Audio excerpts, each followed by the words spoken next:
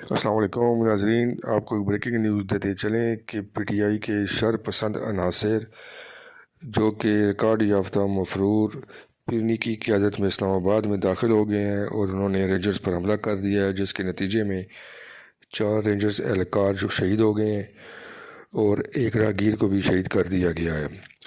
ایک طرف مذاکرات کا بہانہ بنا کر انہوں نے اسلام آباد کے ساتھ ڈبل چال چلی ہے اور اسلام آباد میں جلخار کر دی ہے، اور آئین کے آرٹیکل 245 کے تحت اسلام آباد کے اندر فوج کو طلب کر لیا گیا ہے۔ حالات بہت زیادہ خراب ہیں۔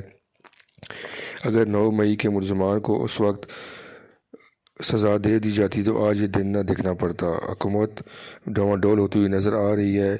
پیرنی قافلہ لے کر اسلام آباد پہنچ گئی ہے اور وہ ڈی چور کی طرف جا رہے ہیں، اور حکومت کی طرف سے آئین کے آرٹیکل 245 کے تحت فوج کو طلب کر لیا گیا ہے، اور فوج کو ان شرپسندوں کے اوپر گولی مارنے کے احکامات بھی جاری کر دیے گئے ہیں کہ جو شرپسند نظر آئے اس کو گولی مارنے کے حکم دے دیا گیا ہے۔ ملکی حالات کو خراب کرنے کا ذمہ دار عمران خان ہے۔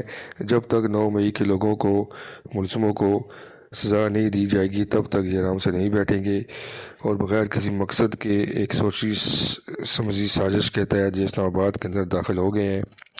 حکومت بالکل ان کے آگے بے بس نظر آ رہی ہے۔ پاک فوج نے سارے انتظامات کو سنبھال لیا ہے اور ملکی حالات بہت سخت خراب ہو چکے ہیں۔ اسلام آباد میں ڈی چوک جائیں گے، اس کے بعد ان کو کنٹرول کرنا مشکل ہو جائے گا۔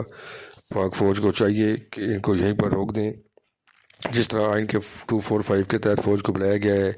امید کرتے ہیں کہ اب فوج ان سے نپٹے گی اور ان شر پسند عناصر کے خلاف جلد از جلد کارروائی ہوگی، اور ان کو یہاں پر لے کر آنے والے احکامات دینے والے پیرنی، علی مین گڈھا پور، ان سب کے خلاف دہشت گردی کے مقامات درج کیے جانے چاہیے اور ان کو مقام عبرت بنانا چاہیے۔ مزید اچھی ویڈیوز دیکھنے کے لیے چینل کو سبسکرائب کریں اور بیل آئیکن کو دبا دیں تاکہ آپ کو ہماری ہر اپ ڈیٹ ملتی رہے۔ بہت شکریہ۔